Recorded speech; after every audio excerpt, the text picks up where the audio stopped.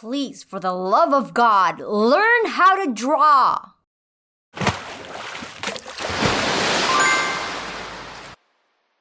Hello everyone, this is Callimara here, and no, it's not calamari. Welcome back to my channel, or if you want to join the pond, go ahead and take a dive. You might like it here. So this video is a little different from my usual rewrites and redesigns, or even my usual commentary style content, because it's a bit more personal and anecdotal. Obviously, as a content creator who posts their work online for everyone to see, I also get my fair share of criticism, and honestly, most of the critiques I get are genuinely fair and constructive, and I deeply appreciate the people who have commented on my videos because they have improved my art. So, keep commenting. Now, this video isn't to put anyone that has ever left negative comments about my art on blast, and I really discourage anyone watching from going out and finding these kinds of comments to harass the person, because there really aren't a lot of them and they usually sink to the bottom of the comment section anyway. I think as far as online communities go, the one I've cultivated is one of the most supportive, creative,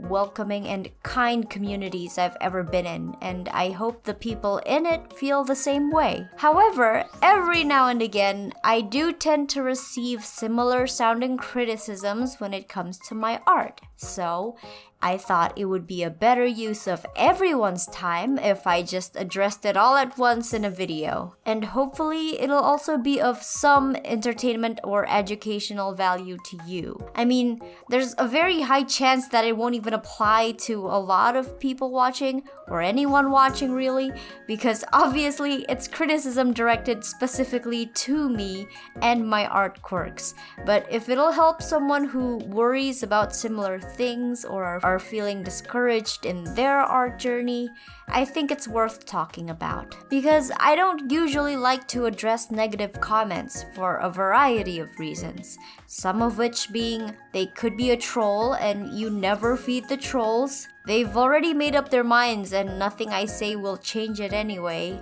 It's really not that deep, and I simply disagree with what they're saying and or don't think it aligns with what I'm going for in my art. And that last one in particular is something that I think more artists and content creators need to remember, because you don't have to follow other people's feedback if you don't think it applies or aligns with your creative preferences. Within reason, of course. That doesn't mean you can just do whatever you want consequence-free, especially if it maliciously targets or harms other people. Now, I do want to clarify that I obviously am not an authority on what is and isn't good art. That's why I try not to make art review content, because I don't think I have the professional background for that. I know my art isn't perfect, and I still make a lot of mistakes that are probably super basic to other artists. My technique is flawed, and while I've taken classes and courses here and there, I never went to school for it. I'm actually self-taught. I only know what works for me and what I like, but that might not work for other artists, nor be what other people like. So people would probably disagree with me, but I don't personally think there is ever a wrong way to do or learn art. As the saying goes, there's more than one way to dive into a pool. And to me, at least, art isn't a hard science that requires exact techniques and measurements. And sure, there are rules and I guess commonly agreed upon things that are considered good in composition, but beauty is in the eye of the beholder. You could be doing everything exactly by the book and someone could still dislike your art or want you to do things a different way. There's no pleasing everyone, and if you try to please everyone, you're just gonna burn yourself out and lose your own vision. That's something I learned the hard way.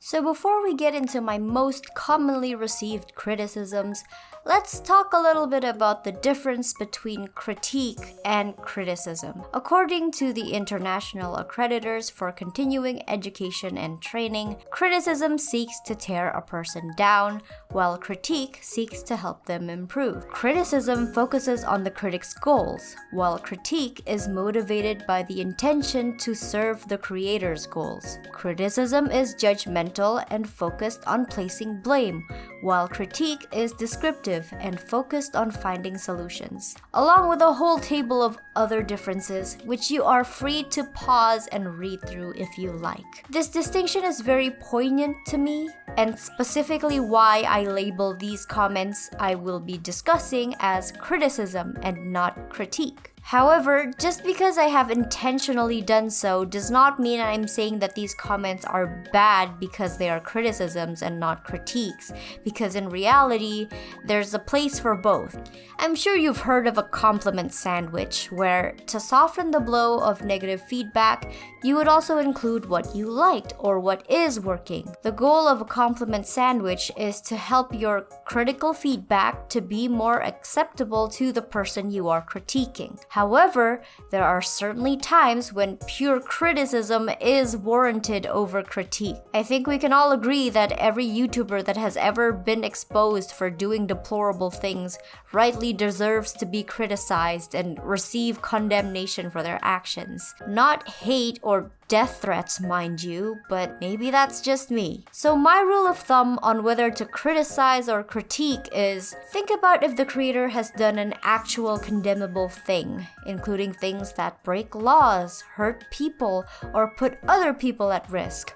Or did their work simply fall short of their usual standards and/or audience expectations? If it's the latter, then critique should be appropriate. If it's the former, well, I'd say criticism is warranted, among other things. Basically, critique when the problem is the creation, and criticize when the problem is the creator. For example, and this may be a hot take, I don't think it's fair for people to criticize Gabby Hanna's music and poetry. Is it perfect? Obviously not, but for all intents and purposes, they were her mediums of self-expression and they told her story, however she chose to interpret what happened. I think critique is sufficient, similar to what Rachel Oates did for Gabby's poetry books. However, it is fair to criticize Gabby Hanna for how she responded to the critique and how she responded to any kind of backlash, really. Exposing my bullies! These are bullies! These are high school fucking bullies! Particularly how she handled the situation with Jessie Smiles, which was never her story to tell in the first place. So hopefully that makes sense. And hopefully moving forward, people will be able to determine which is more appropriate for the situation. Now let's get on with some frequently commented criticisms. Number 1. Where are her organs? So, this criticism is by far the most common and long-running one I've received. I've gotten this criticism as far back as my Yandere Simulator redesigns, and I still get it today. In fact, this comment was what inspired this video in the first place. It comes in a variety of word choices, including, but not limited to, her poor organs. What happened to her ribcage? And that waist looks painful. All directed to the way I draw female characters' waists. The way I understand this criticism is that it is not actually referring to me not showing viscera, but rather a critique of the way I draw my characters' midsections. That it is unrealistic and anatomically inaccurate because there won't be any space for the character's internal organs, and this spirals into a bigger criticism on my anatomy skills in general, but for now, let's stick to the waist. And the main thing with that is, I have never aimed for realism or anatomical accuracy in my drawings. I like to think that my art is stylized and aims for a more cartoony aesthetic, leaning into the stylings of Disney princesses and shoujo anime. To be blunt, I don't care if it looks realistic or if it's possible in real life. I'm not aiming for these silly drawings to be able to exist IRL. In fact, that's very much the complete opposite of what I try to do because God knows I despise realism. I only care that it looks fun and interesting to me. And if you happen to find it fun and interesting too, then I'm glad. And I'll be honest, even though I know this criticism comes from a place of personal preference and an art style, it did stop me from fully leaning into my art expression for a while because I worried too much that people wouldn't like it if I just did what I felt like. So I just did what felt safe and acceptable, and that made me feel really displeased with my art. Even though I see other media and artists doing way more exaggerated anatomy than I do, like the princesses of Disney's Renaissance era, Garnet from Steven Universe, or this artist I absolutely adore from Twitter called Oh the Sunny Side, who I am so inspired by, and yet it feels like none of these things receive the same criticisms. Or maybe they do, and I just don't know about it because similarly, it's an unpopular opinion and the creators don't bring it up anyway. But now when I look at similarly exaggerated art, I think, man, I would be crucified if I drew something like that. And I think that's kind of sad. It's sad if anyone thinks that they can't draw in certain styles because they'll get backlash for it. And no, I'm not pushing the I can't draw plus size or POCs because it's not my art style argument, because it is objectively stupid and a lazy excuse to not challenge yourself to try something new, and the only thing you're doing is stopping yourself from improving. All I'm saying is that people should be free to draw however they want instead of enforcing rules that will only dilute their style. I'm just not a fan of art policing, I guess, because that's happened to me before. Story time! I studied traditional art with a local painter because I wanted to learn to paint, and before studying with him, I had this cute little style going for me. It was inspired by this artist I really liked on DeviantArt called Z-Tune. I think they rebranded since then, but they made the Kid and Teenagers comic and I was obsessed with it. And most importantly, I had so much fun drawing with this style. And then my art teacher comes and tells me, no, this won't sell in galleries. You need to do modern art like me. And then he teaches me to copy his style and technique instead. And I lost my style completely and had to spend years trying to shake off his. And I get it, he was probably looking for some sort of a protege or something. But I was so upset that I had my own original thing overwritten by his, because there is such a thing as learning the wrong techniques that actually set you back as an artist or where you want to be as an artist. And I do recognize that I can be very one note with my body types, and that is a flaw that I want to work on. Most of what I draw are redesigns, and I tend to just follow the character's base designs, and this is its own criticism that I'll address more in depth later. It's a bad habit I want to break, and I am trying to challenge myself more to try and include variety in my redesigns. Though I think it's also interesting to note that this is a criticism directed exclusively to my drawings of female characters, despite me drawing my male characters with the same proportion of narrow waists, and yet I've never received the same criticism for those drawings. I understand why, of course. I would have to be purposefully ignorant to not be aware of how women are often objectified for the male gaze, where the beauty standard is constantly changing and often unattainable to a lot of women due to a variety of reasons, like genetics, chronic illnesses, disability, and many other non-modifiable things. I also understand that it's because of this beauty standard that many women are made to feel less than, or that they aren't beautiful, or that they aren't a person because they don't fit into it. trust me, as a short, tan-skinned Southeast Asian with a flat nose and, God forbid, medium-sized body living in a country that worships tall, pale-skinned, super skinny Koreans with slender noses, I'm one of them. I understand feeling frustrated with a certain look being pushed as aspirational and wanting to feel seen in the media that you watch. And I think that's great.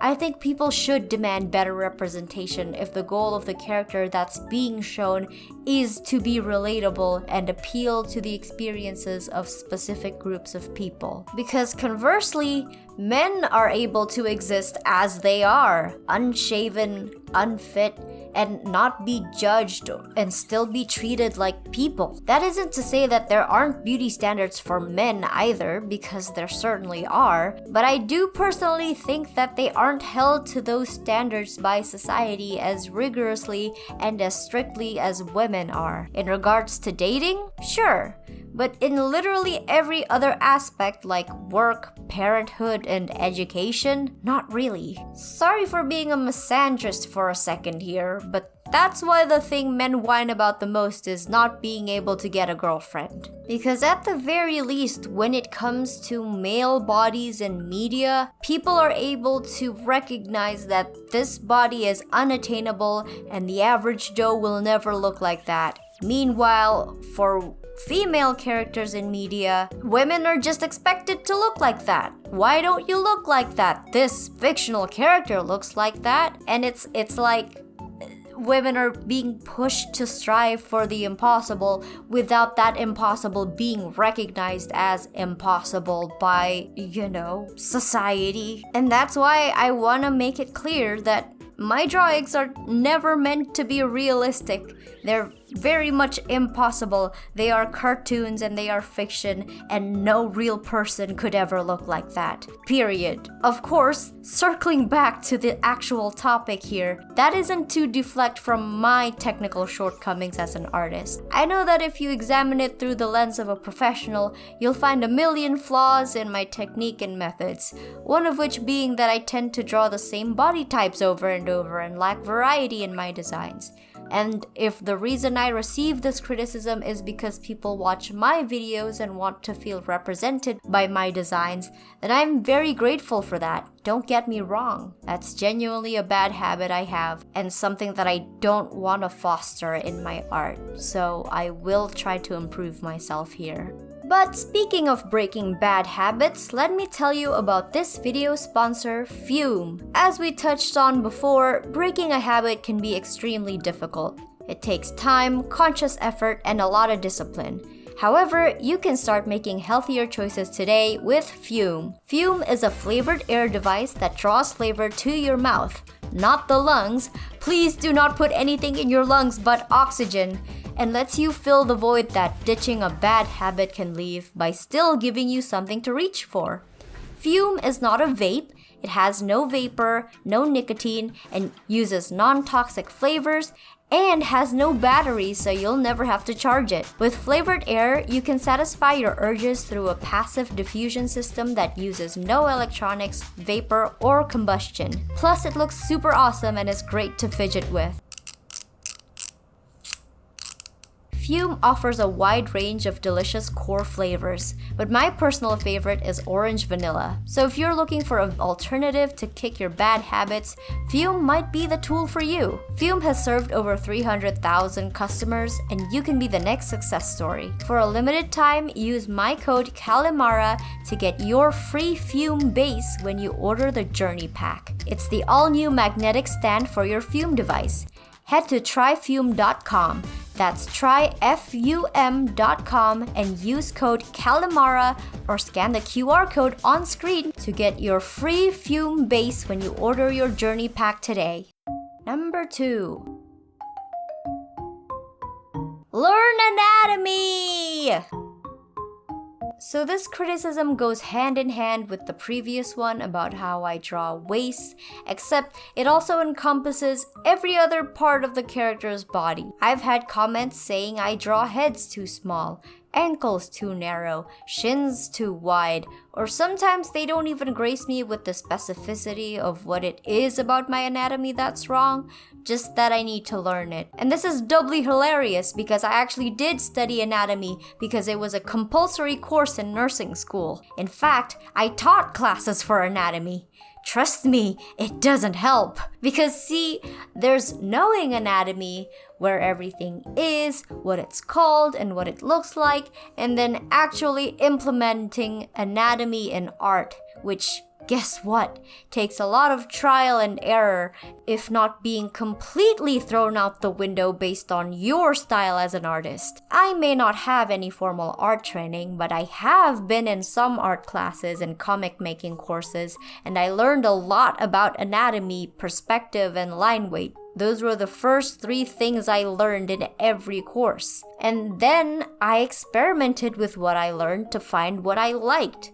And don't get me wrong, I definitely had crazy proportions when I was still experimenting and trying to find my style, because you really don't notice it when you're in the thick of things. But I think if I hadn't done them that way, I never would have gotten to where I am today. And I want to implore everyone watching to never be afraid to experiment from fear of your art looking weird, because someone else might be looking at your art thinking, I really want to draw like this person. Because art, to me at least, is all about trial and error. The more I practiced, the more media I saw and learned from, the more I developed a sense of what looks right. And the thing is, you never really stop learning and developing. It's always a process of change and adjusting to that change. I'm sure most of my audience is familiar with this saying, learn the rules like a pro so you can break them like an artist. Picasso said this. It basically means spend as much time as you can learning and mastering all of the rules,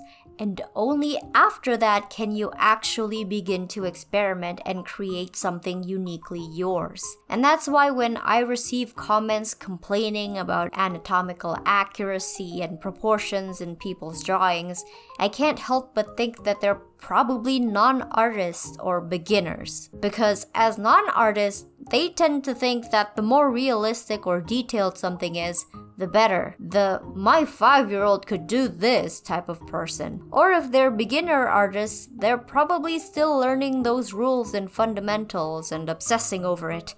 So they're still at the stage where their biggest concern is whether something looks symmetrical or proportional, because they still haven't been smacked in the face with the earth-shattering concept that is perspective and dynamics yet, because trust me, that will throw all those little rules from your how to draw manga book out the window. And don't even get me started on finding an art style on top of that. I think the highest concentration I've gotten of these comments was on my video critiquing Raya and the Last Dragon, where I drew a Balinese dancer. The pose is very complex and unconventional because she's angled herself this way and that, and I was referencing an actual dancer for that drawing, so it wasn't like I was just doing whatever I felt like. Could I have done the pose better? Absolutely. Is the drawing perfect? Absolutely not. It was really a pose practice to challenge myself more than anything, and it was one of those drawings you never end up finishing because it just didn't look right and you gave up on it. But this type of comment just makes me particularly salty because it's a case of misplaced superiority, and every single time I see it, I have to fight the urge to not reply with, "No, make me." Number 3. You just changed their clothes. This is a criticism I get on my redesigns sometimes, where people would tell me that I didn't change the characters enough for it to count as a redesign. And you know what? That's fair. I talked about this a little bit in my redesign of the cast of G5 My Little Pony, but recently, I feel like I've come to a crossroads for my redesigns. When I do redesigns for a specific show or media, my goal is to try and replicate the art style as best as possible so that it would fit in seamlessly into the world of said media. My philosophy for my redesigns has always been to make sure that the character is still recognizable as the character I'm redesigning, because I personally dislike it when a redesign is completely unrecognizable to the original design. Like, they might as well have been an original character. But again, that's my preference. And my preference is to build on what's already there rather than completely making up my own thing. And while there are undoubtedly a lot of people who enjoy the way I go about my redesigns, to some, it can seem like I'm not doing enough. I'm not changing the character enough. They aren't that different from their original designs, or all you did was change their clothes. Which to me is all valid, and that's why I'm so torn. Because I'm so focused on the feasibility of my redesigns and adhering to the style of the show, which, don't get me wrong, is a valuable skill in and of itself, and is certainly something any studio would look at if they're hiring, which, let's be for real here, they aren't. I feel like I'm at a loss of my personal identity and tastes. It's like my experience with that art teacher all over again. And to clarify, these feelings are more so my own issues with identity than it is these comments. I'm still trying to overcome the shame of liking what I like and disliking what I dislike, and fully embracing who I am rather than who I want to be, understanding what makes me me rather than what I wish I was, to be honest with myself. And looking at my art and not being able to identify with it, to recognize it as mine, messes with my head a little. And you know what? Those little anatomy quirks and imperfections are the things that help me identify the piece as mine, and is really the reason why I keep getting the same criticism of where are her organs since day one. So something I was considering for my redesigns was using my own art style and interpretation regardless of the fandom. It means my redesigns won't look like they belong to the media they're supposed to be from, and they probably won't look coherent to the rest of said media, but they'll look mine, and people will see them and think, oh, Callimara did her take on XYZ fandom. And for me personally, as an artist who is a social media personality, my art style is my brand, and I want it to be recognizable and distinct. So rather than appealing to a fandom, I'm transforming characters from different fandoms to my style. I've started doing that for my last two redesigns, and funnily enough, that was also when this particular criticism came in. So I thought it was only right that I include this discussion here. Number 4. This is traced.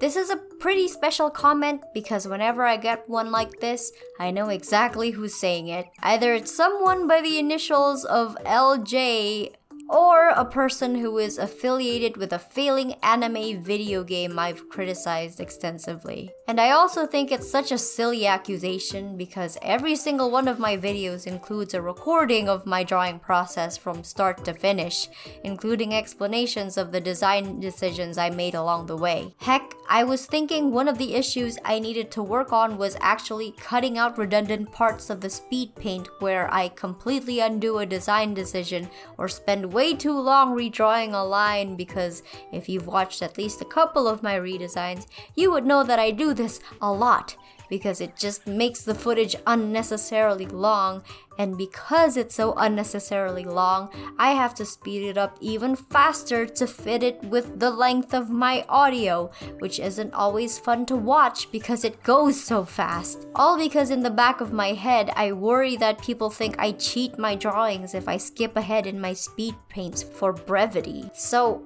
no, I don't trace, and I would hope that people making such accusations would actually be specific about what I'm tracing and who I'm tracing from. Because obviously if I'm tracing, then that means there has to be an original work that I am tracing, right? Obviously I reference, but I'm pretty open about that fact, and I'm of the opinion that every artist should reference because it helps to make their art and composition look more solid. It's way harder to just imagine poses or details in your head, and oftentimes won't look as good as actually looking at the thing you want to draw. Now, this isn't the same as tracing, and in case we have any young or beginner artists watching that aren't sure of the differences, Let me explain. Class is in session. So tracing is when you have a piece of art that you slap onto your canvas, lower the opacity on, and then draw on top of it to trace the lines on the original piece. A lot of bases are made this way,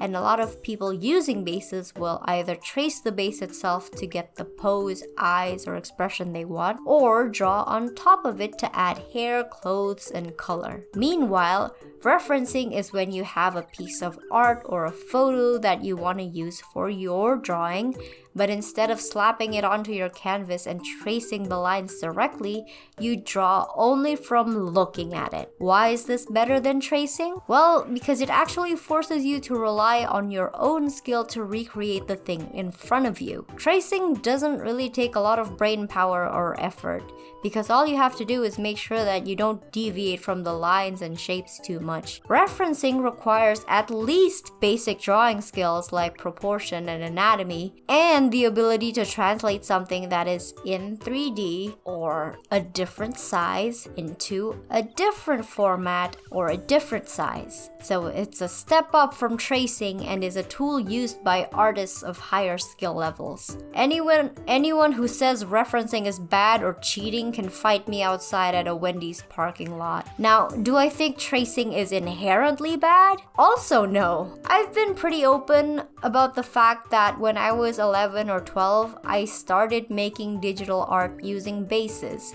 and tracing over the entire base helped me get a feel of anatomy and proportions so I could start doing it myself without bases. Tracing is a great tool for beginner artists to use because it works as a crutch to supplement them in areas they struggle in, like shape, form, proportions, and poses. But because it's a tool for young beginner artists, if you keep tracing even after you start profiting off of your work, be it for jobs, money, or renown, then I would struggle to ever acknowledge your skill, because at that point, you shouldn't need to rely on those crutches anymore. It's like being a pro cycling athlete but still using training wheels. And honestly, it's just lazy. Although it is better than using generative AI, because at least you're still picking up a pencil and learning something about drawing. And yeah, I would rather people trace than use generative AI, because you're not even putting in any effort to piggyback and profit off of someone's hard work. And don't even get me started on the argument that generative AI is the same as referencing. Actually, I will get into that, because even if AI references, and I'm using heavy quotation marks here, it's still the AI that's referencing, not you. You ain't doing shit. So give proper credit to the artist when you post your AI-generated art, won't ya? Especially if your prompt literally includes an artist's name to copy from. In 100 years, when AI is fully sentient and wants to exact revenge on humanity for the abuse they were put through by people who can't even treat other people well, you'll be the first to go, mark my words. I think a similar type of comment I get a lot, though not necessarily with the accusation of tracing, is that one of the poses I drew for my avatar is very similar to a pose Monica from Doki Doki Literature Club does, and the truth is, that's purely coincidental. I've obviously heard of DDLC and know what goes down in the story more or less, but I never really watched any playthroughs about it or particularly cared about it in any way. So, no, the pose was not copied from Monica specifically, because honestly, this pose isn't very unique to begin with. It's probably one of the most generic anime girl poses out there, and putting the two poses side by side, I don't think they look similar at all, but maybe that's just me. Anyway, that's it for me. Thank you so much to Fume for sponsoring this video. Let me know if you're interested in more videos like this and what topics you'd want me to research and talk about. Thank you so much for hanging out in my channel for a while. I hope your skin didn't get too pruny. Big shout out to my lovely Pond Dwellers on Patreon.